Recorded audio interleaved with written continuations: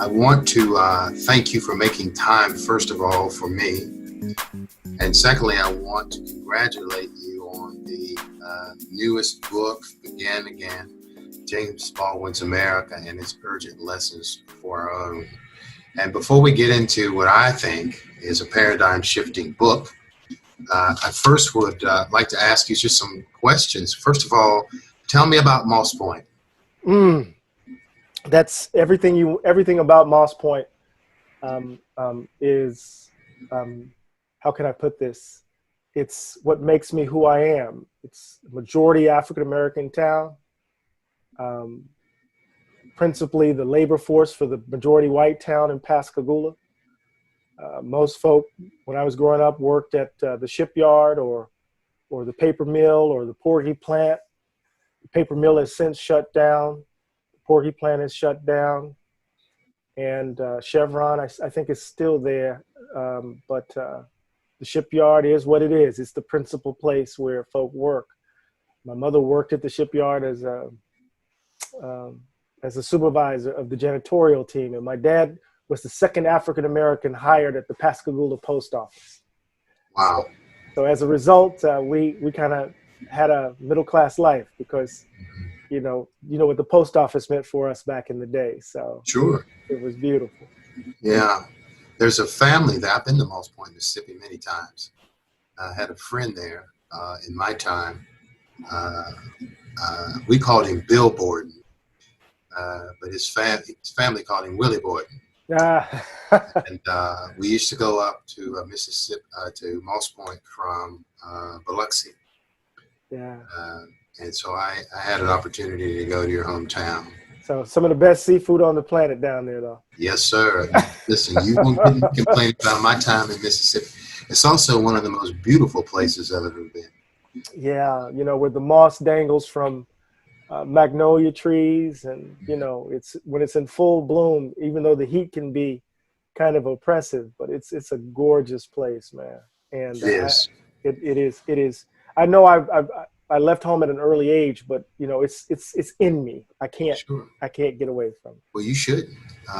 It's home, which sort of intersects with something else I've been curious about, and I would tie it to your emotions about the flag coming down in Mississippi. Mm-hmm. And you alluded to the moss from the sycamore to the poplar trees, really. Mm. How can a place be so beautiful?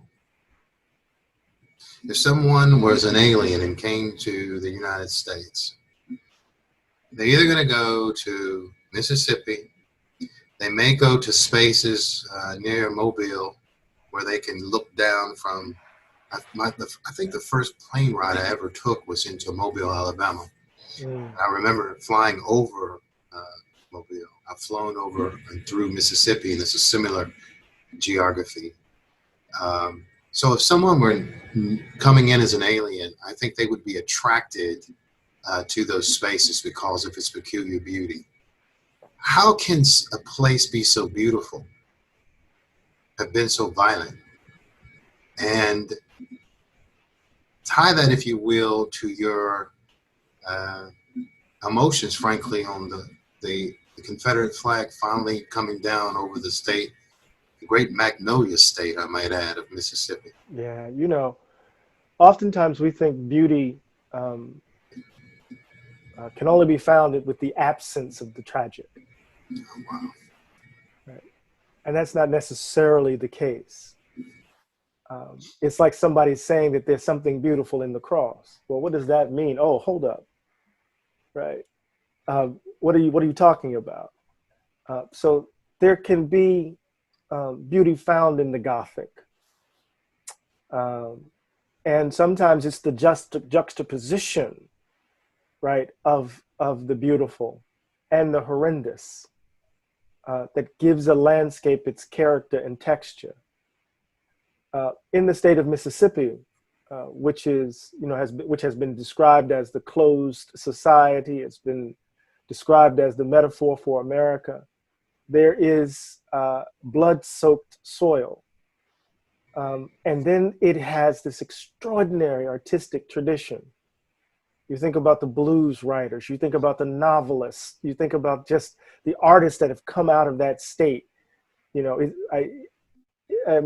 it's in some ways we're the envy of the country when you think about what we have gifted to America and to the world. And I think that pathos that defines the plays, right, is at the heart of its beauty, right, in an odd way. And I think the absence of that pathos, right, it's like talking about the blues scale, right? If you don't have that unstable chord at its core, it's just not going to sound the same, right? So I think the pathos that's a part of the state of Mississippi lends it, in part, its unique quality.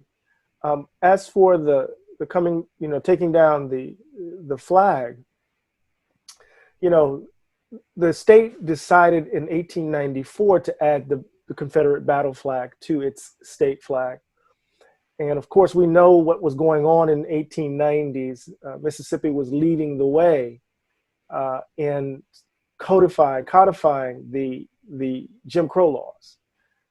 So it was an homage to an ideology of white supremacy that was beginning to take hold in the South and grab hold of the country's throat.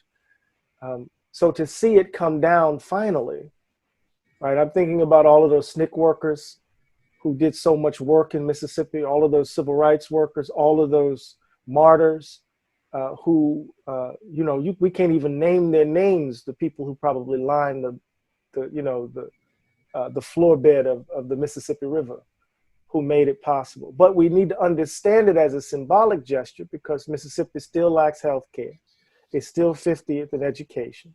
It's, we can just still go down the line in terms of Black unemployment. We can talk about some of the poorest counties, not only in the country, but right in the industrialized world or right there in that state. So that, they can pat themselves on the back, but we know that there's much more work to be done if we're going to really transform the state to be a much more just place. I agree with you wholly about the symbolism of whether it's a monument, a statue, or a flag. It's what's underneath. It's the metaphor that it points to. This romanticism, this sanitation, this disinfecting of symbols. The symbols are to disinfect the historical accuracy of what actually took place. That's what statues actually do. It sort of blocks or hinders critical memory, or again, historical accuracy, in some ways to romanticize heroes and heroines who frankly were villains in many cases. I agree with you there. You had written something, and I'm going to go back, and I just want to stay in Mississippi for 1 second. You had written something in Begin Again about your own father. Would you talk about him and tell us why did you include him in a comparison or parallel, or at least a contrast with even Baldwin's father? I barely survived writing the book. Baldwin is an exacting companion. And the reason why is because he demands, he actually requires self-examination. He takes seriously Socrates' dictum that the unexamined life is not worth living. So there is a sense in which Jimmy holds the view that the messiness of our society, of the external world, is actually a reflection of the messiness of our interior lives. That the lies we tell ourselves, the lies that we tell each other, are really a reflection of the lies that we're telling ourselves daily, right? That we are wounded, broken creatures, fragile and vulnerable. So what does it mean to sit down as a writer and to try to draw on that vulnerability as a resource to say something about the world? And so, I'm wanting to write about Trumpism. I'm wanting to write about this current moment of crisis. But Jimmy kept throwing me back onto myself. And I had to deal with the vulnerable little boy that I am, right? Because my daddy could just look at me and scare me to death. He could just give me a glance and I would shudder. And so what does it mean to have fear, right, rooted in one's spirit that early on? in your life. And so I knew why I left home at 16. I wasn't just going to college because I was precocious. I was basically running away from the house. And now I have the most amazing relationship with my dad, right? The kind of journey from that to the end. But the point was to talk about how vulnerability becomes the precondition for standing in right relation with one's fellows, right? If we are able to stand in one's brokenness, not seeking wholeness, but to try to find beauty in the cracks, then we can actually position ourselves to say something, I think, more insightful and more genuine about our broader social circumstance. So how did you compartmentalize your academic ability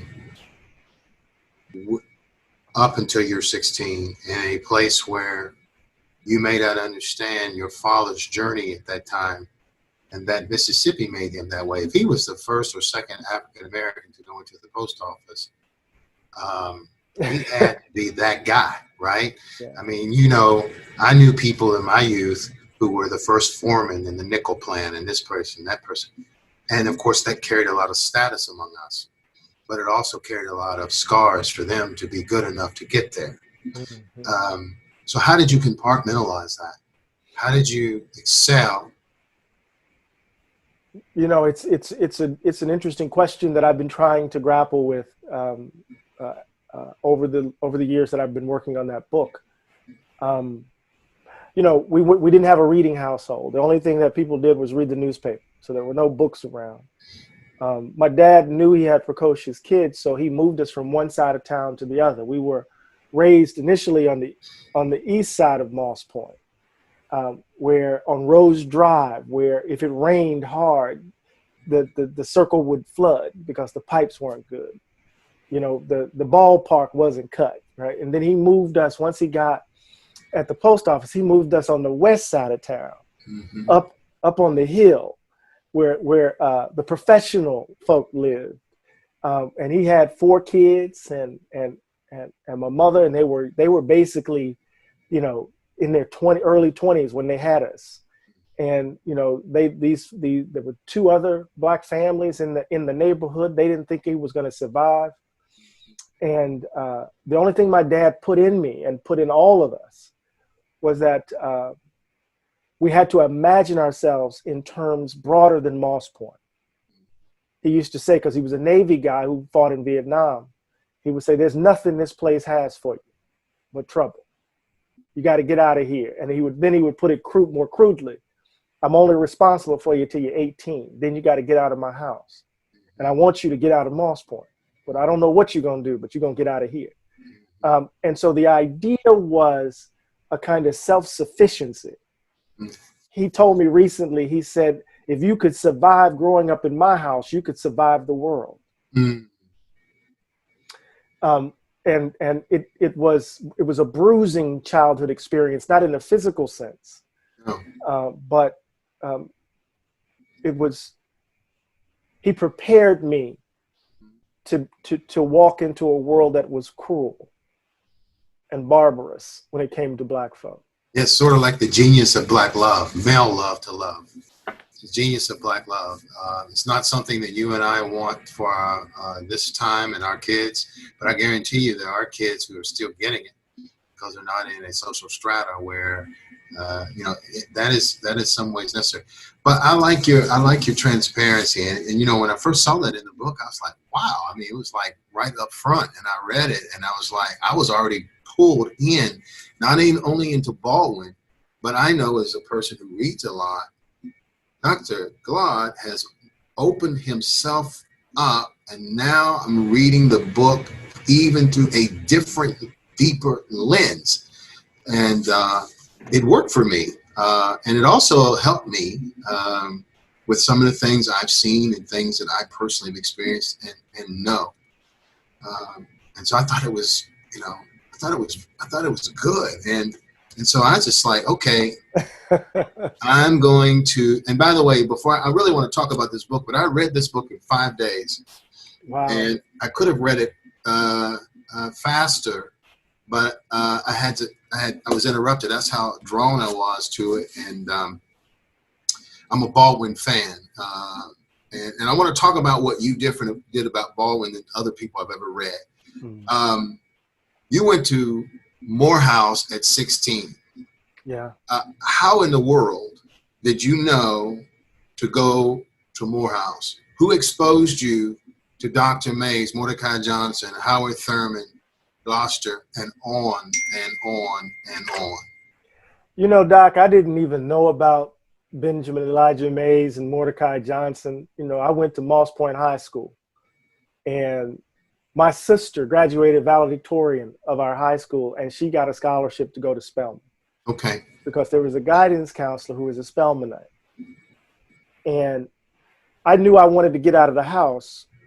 And I was thinking about graduating early because Moss Point wasn't really challenging me in a serious way. I could always hustle my way through school, right?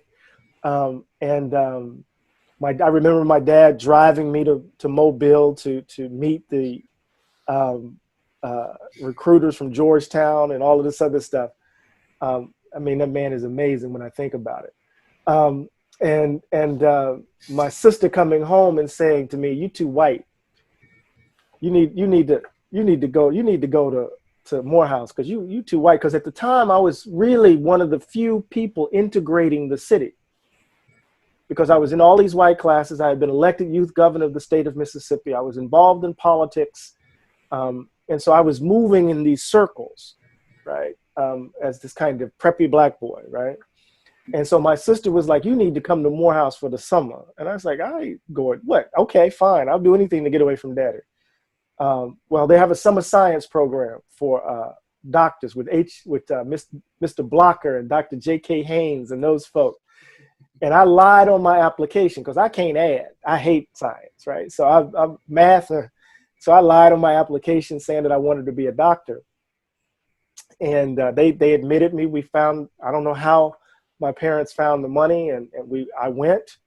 And there I met Ron Sullivan, who's one of my closest partners, Paul Taylor, who's one of my closest partners.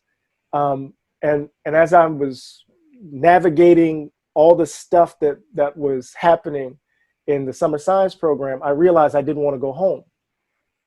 So I walked from a class and I walked over to the admissions office and asked for a meeting with Sterling Hudson, who was the admissions director at Morehouse at the time. And he said, "What do you want to meet with me for?" I said, "I want to convince you that you shouldn't send me home, that you should admit me now." And he said, "Come in." And I sat there for about a good hour and a half, 2 hours, and I walked out with a scholarship. And I called my mom and I said, "I'm not coming home." And she said, oh, yeah, yes, you are. And I had to have this conversation with my daddy. But the beautiful thing about that moment, it wasn't my SAT, it wasn't my ACT scores. It wasn't my GPA, although my GPA was strong. You know, the ACT score was weak. Sterling Hudson saw something in me, this country boy from Moss Point, Mississippi, and he wagered on me. And my dad, I remember when I went home and he was clearing something off the desk, as the old folk do, that wasn't there. And he said, "I know why you want to leave. I know why you're trying to go. But don't ever think you won't want nothing from me. I'm going to let you go." And turns out I lost my scholarship my sophomore year. He took out a second mortgage without even blinking an eye, paid for a semester until I got my scholarship back. Amazing dude, man. Yeah, that's a good brother and a good man and a black love. That's what I'm talking about. So the Morehouse experience, the Morehouse mystique. By the way, I have to drop his name because this will be recorded. I want to make sure that Thomas Bowen knows that you and I are hooked up. That's my man. He's a cool brother. Bowen is, you're the only person I think I've ever talked to that Bowen will admit is smarter than he is. You know, No, that's not true. No, he was, you know, I wouldn't have gone to graduate school if it wasn't for Thomas Bowen. Thomas Bowen is a great guy. Yeah. Well, let's talk about that. I mean, you go through Morehouse, you're valedictorian, you finish first in your class. So Not at Morehouse. No, not at all. No, that's Sullivan graduated salutatorian. I wasn't valedictorian. No. okay, I stand corrected because I was sure Bowen told me that you had, and so I may have, no. I may have Don't tell not. that lie. No. Well, that's cool, brother. I mean, you know, I stand corrected. I thought I heard him tell me that, but it's, you know, I don't want people who will watch this later to misunderstand what I'm getting ready to say. Sure. And that is, it doesn't matter. I don't want to get anybody upset about people who really press to get that kind of thing, but I wasn't valedictorian, and the Lord blessed me too. You know, and I can say that, you know, just wide open. And so I understand that. But the Morehouse experience is really like no other. And obviously, your time there, whether it was buying into the traditions or taking advantage of reinforcement of Black self-esteem, Black maleness, et cetera, how in the world did you decide at that point that you were going to go to Princeton? So, you know, the thing is that, you know, Morehouse tried to kick me out at least 2 or 3 times. You know, we were activist students. I was the president of the student body. We started Kemet, an Afrocentric fraternity, of which Thomas Bowen was a member, or is a member.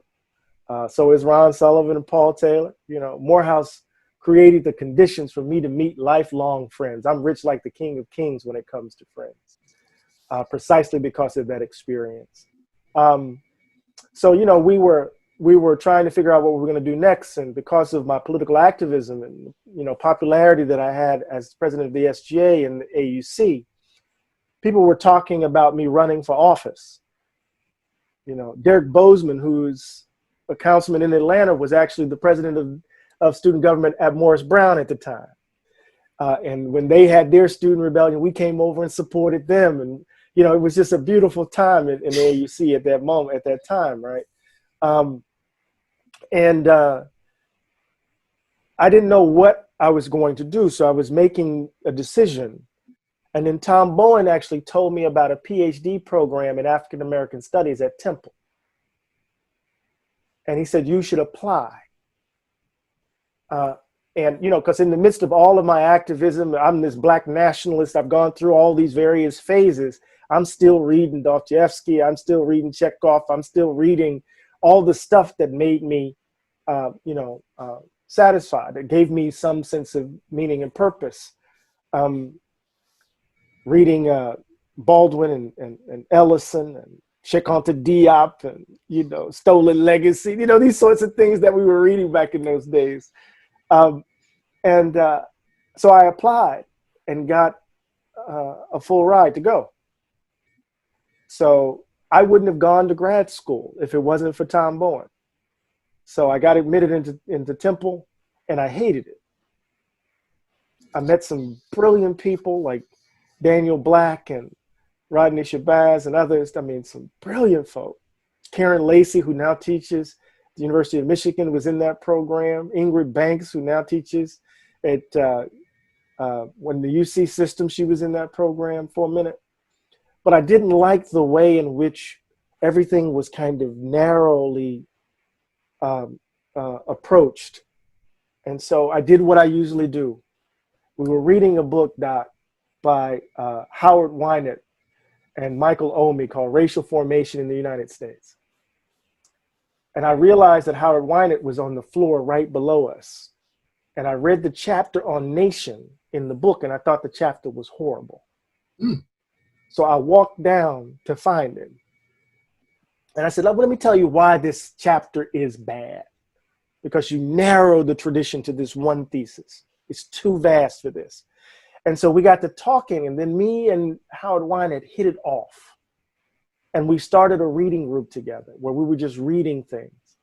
And then this brother did something, and this is why I say I'm blessed. I'm a country boy from Mississippi. I said, I'm dying in this program. And he said, well, I want to do something for you. I want to introduce you to some people that I think you might like.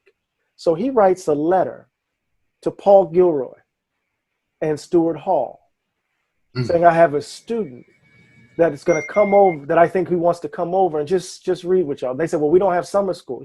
He doesn't care. So I flew over to London, stayed in Notting Hill Gate, spent an entire summer reading with Stuart Hall and Paul Gilroy. Paul Gilroy gave me every single chapter of The Black Atlantic as he was finishing it. Aye. And then I had to go back to Temple, and bro, it was a hard toe. And it was at that point that there was a major conference at the University of Wisconsin-Madison on African American studies, where Skip Gates brought his folks and Asante brought his folks, and they had a graduate student panel. And Asante asked me to represent Afrocentrism. And I had initially gotten to a real intense exchange with, I'm repressing her name. Oh my God, I can't believe I'm repressing her name. But anyway, and all of these scholars showed up to my panel at 8 o'clock in the morning. And that's when Cornell saw me. And I remember Arnold Rampersad saying to me, somebody wants to talk to you. And I said, who? I said, Cornell West. And I heard him give that talk. And when I heard him give a talk, he gave a talk at that conference, Doc. And when he gave the talk, I was just sitting there with my mouth open, because I had never, all my intellectual heroes were dead and in books. I had never heard anything like that before. Without a note, you know how Cornell does it. And I was just like, oh my God, this is crazy. Mm-hmm. And then it just happened to be that he asked me to come study with him. Well, so I want to do this. That's a tremendous story. It makes me think of Jesus saying to Nathanael, I saw you while you were yet under the tree. So maybe you are a disciple of. What I want to do is I'll just combine these, because you brought up Dr. West, and I want to know about, I read Shades in Blue, and I want to know what attracts you to pragmatism. Does that inform what you write? Why do we? Yeah. And then I'll talk about Dr. West separately. But I'm really so just to be transparent, I did not get your book, the Exodus narrative book. I got them out of order, I think. I got Shades in Blue first, so I sat down and read it, and I said, this is a smart brother.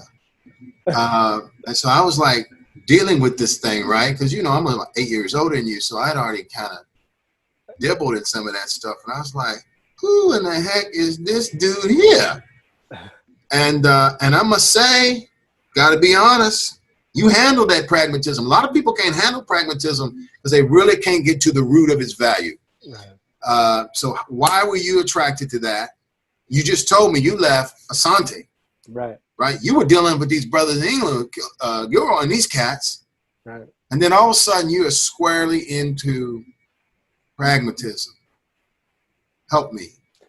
So there's something about the Princeton School of Religion, if you want to call it that, right, that kind of stands apart, right? And particularly I think it has something to do with this subfield of religion, ethics, and politics, right? Where there's a sense in which philosophy of religion morphs into something that looks like political theory, but what's driving it is this ethical concern. Yeah. And part of that has to do with the impact of Richard Rorty on Princeton. Okay. So the two people who taught me, two of the three people who are central to my dissertation, was Cornell West and Jeffrey Stout, both of whom are Rorty students, both of whom in some way are grappling with pragmatism in their own particular way, right? The other person, of course, is Albert Rabbitoe, Oh, yeah. who gives me that deep historical sensibility, sent me into the archives to ground the philosophical questions that animate my work. So I'm at, when I get to Princeton, my first year of graduate school, that's all I did was write papers on Ralph Ellison. Ralph Ellison and Richard Rorty, Ralph Ellison and Michel Desserteau, An Invisible Man. I'm trying to think through Ellison because this is my man. I'm thinking through Shadow and Act. I'm thinking through Going Through the Territory, trying to figure out how to bring these traditions together. And Cornell is working through American Evasion of Philosophy. And I take a readings course with him. Paul Taylor was in that readings course with me. My boy, my partner from Morehouse, is now doing a PhD in philosophy at Rutgers. So he comes down and we're sitting in a room in Dickinson Hall in Princeton with Cornell, going through the basic table of contents of what would become American Evasion of Philosophy. So I'm getting Peirce, I'm getting Dewey, I'm James, I'm getting Dewey, I'm getting all of them, right? Firsthand. And as I was reading Dewey, there was something about his historicism and his affirmation, right, of the capacities of everyday ordinary people to transform their circumstance. Dewey's insistence on critical intelligence, his skepticism of a certain kind of faith claim, right, attracted me. And so I started reading him apart from Cornell's interpretation of him. Okay. And then I said, Cornell's reading of Dewey is too Rortian. It's too influenced by Richard Bernstein. Right? Let me read him for myself. And so at that point, I'm reading Quest for Certainty, Experience in Nature, reading The Common Faith, reading Human Nature and Conduct, reading his Ethics in 1932, and just really kind of absorbing Dewey for myself, and then understanding that Dewey was actually central to how folk were thinking in the Harlem Renaissance. Right? Oh, this dude was around when the NAACP was formed. Oh, Charles Johnson considered himself a Dewey. What was that? So I'm seeing people engage his work on the other side of the tracks. Mm-hmm. And so it created this condition, the conditions for the possibility for me to think with him mm-hmm. in my tradition, and to use my tradition to morph how we read him. You see, and so what happened, the result of that graduate training was my first book, Exodus, mm-hmm. which is a pragmatic reading of the story. Mm-hmm. So I'm going to the archives. I'm in, I'm in Philadelphia archive. I'm in, I'm rereading David Walker's Appeal. I'm reading it with the lens of a pragmatist. Mm-hmm. So I'm asking different sorts of questions mm-hmm. of the material that many people had read before. But because I was coming at it as a philosopher, mm-hmm. the questions they just were different. Mm-hmm. And so the answers were different. Mm-hmm. So I came up with this very peculiar reading of the story. Mm-hmm. So no, I don't mean that, and I don't mean it was peculiar. I'm laughing because you think I'm signifying. No. I thought it was brilliant, and I do agree with you. I think, first of all, the Old and New Testaments. Some people say the Hebrew Bible and the Christian Bible, but I still say the Old and New Testaments in safe spaces, at least, are narratives. They are political documents, and they are narratives toward liberation. So I agree with you that if we're going to get away from a more evangelical, hegemonic reading of those texts, you really can't do it without some kind of ethical worldview, a pragmatist worldview, not a practical worldview, people, but a pragmatist worldview to unearth what I think we would agree is closer to what the traditions represent. And that's what fascinated me about your work. I want to ask you, just in between, Because you just told me that at a very young age, you took to task two of the finest scholars of the 20th, 21st century. You rode up on one at Princeton, at Temple, and I loosened my tie on that one. I was trying to be cool because we're doing the Zoom, and I said, "Dang, Bertha went downstairs and just fronted one of the great writers of our time and said, 'Boy, your stuff is too narrow,' and now I'm gonna have to go back and read it again." But you took on, I don't know any scholar that I have read in the 20th century and now into the 21st century that remotely rivals Cornel West. Yeah. And you demonstrated at that time that you had the capacity to be your own scholar and who you've become. And I guess he gave you the space to do it as well. And see, that's the hidden piece that people don't realize about Dr. West, is that as smart as he is, he does not believe he is the only person who has that capacity. Tell us something about this man that some of us don't know. Man, he poured so much into me. Mm-hmm. You know, it's something beautiful right now as I'm experiencing this moment in my career. Mm-hmm. I was a graduate student when he experienced it in his career. Okay. When Race Matters catapulted him into a different stratosphere. Mm-hmm. But as a student of his, there is the first thing you get is a sense of his breath. Mm-hmm. The sorts of questions. Mm-hmm. Well, before I get there, the way in which he reads, it's so wide. Mm-hmm. And you try to duplicate it and you find yourself in a black hole. Because, he has an eidetic memory, And, I'll give you a story. He was writing, I think it was American Invasion. And he wrote all the footnotes by memory. So then he wanted to check which footnote. Then he was going back to check his footnotes to make sure they were right, because he wrote them all by memory. So he asked me to go to the library to get a book for him because he wanted to check his footnote. And I gave him the book, and he opens the pages and he looks confused. He looks confused. And then he turns it over and he says, "Oh, Eddie, this is the wrong edition." Doc. Right? I'm in a seminar with him. Bill Hart is with me. Victor Anderson with me. It's a joint seminar with him and Jeffrey Stout. And him and Jeff are getting into this little argument. So Corn then quotes a passage from Flight from Authority verbatim back to Jeff. And we all just go, this is freaking crazy. Yeah, it is. I've seen him, and I won't name the scholar, and but the scholar had come out with a new book. And I was watching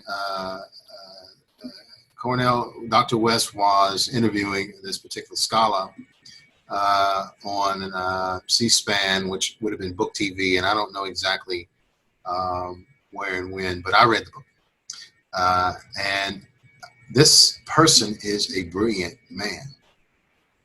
But when Dr. West gently began to interrogate the book, it became very clear that Dr. West could have drowned what is a first-rate, brilliant scholar. And I don't think the country, and certainly, I want to say it, man, I don't think black folks realize how much a gift he is to us. I periodize African-American studies by way of Cornell. There's pre-Cornell and there's post-Cornell. And what I mean by that is that there are different sorts of questions asked before him. Post-West, there's different sorts of questions that are being asked. I think being with him as a student, first you learn discipline. There's a discipline to his craft. He loves the life of the mind. He's going to get his reading done. He's going to get his work done. Oh, that's a mantra I used to hear all the time. Brother, whatever you do, get your work done.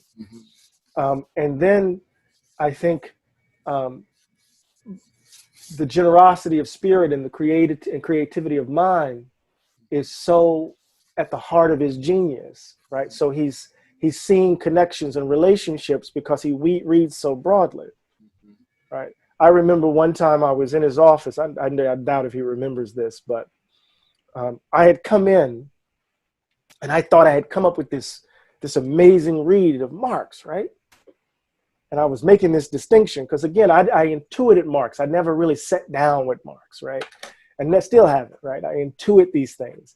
And so I come in his office and I'm like, boom, boom, boom. And I make this distinction. And he says, yeah, brother, yeah. And then he reaches behind him and he pulls out Raymond Williams and he gives me Raymond Williams. And boom. And I said, damn.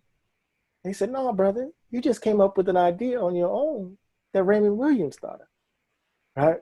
So affirmation, another moment. Yeah. Another moment. I'm thinking about this thing and he wants to find a book and he can't find the book. It's on by some black Marxist, I can't remember. And he gets on all fours and he's walking around his office in Dickinson Hall trying to find this book for me. And he finds it. He said, look, and we go through it. Da-da-da. To this day, Doc, one of the first questions we ask each other is, what you reading? He gets his 5 hours of reading done no matter what he's done all day, he's going to get his reading in.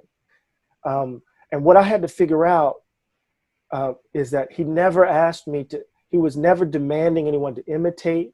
He didn't want sycophants. Even as he was becoming Cornel West, right? He was modeling what it meant to be in love with the life of the mind, and gave me the space, right, to find my intellectual voice. And I can't begin to put in words what he poured into me. Well, it's clear that you love his intellectual capacities as well as just I love man. him. I love him. Yeah, I love him too, and I've only met him a couple of times, but you know, Cornel West and Langston Glaude. I mean, yeah, he's the godfather of my son. You beat it. Yeah, man. He's always in my head. Even when I gave the Du Bois lectures, I'm wrestling with him, right? Trying to find that distinctive approach. Like Cornell's superpower is that he's able to read widely and remember and synthesize. Mm-hmm. You know, my ability is to see that loose thread in an argument and be able to pull it. Yeah, you do that very well. And I love this book too. I got to be honest with you, Democracy in Black. My wife was speaking about that as she read this book.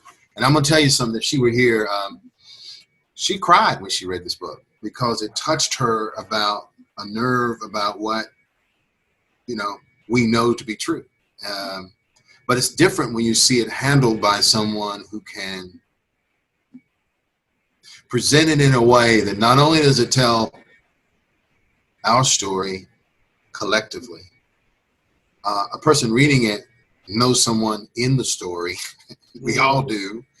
And yet it also it represents us to a broader, more critical white gaze and doesn't give them space to deny its truth. Yeah. This book too will